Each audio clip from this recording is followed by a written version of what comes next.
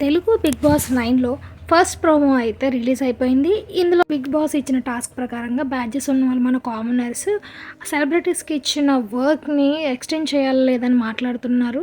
హరిత హరీష్ గారు అయితే కిచెన్ కూడా ఇమాన్యుయలే చేయాలి, కిచెన్ క్లీన్ చేయాలి అనేసి అంటున్నారనమాట.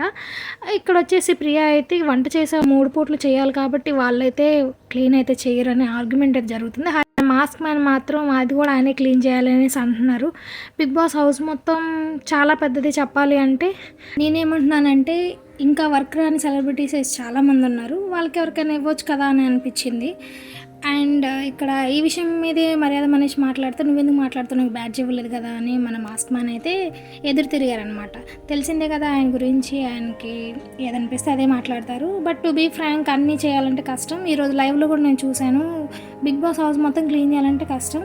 మీరేమనుకుంటున్నారో కామెంట్ సెక్షన్లో రాయండి. Stay tune for next video.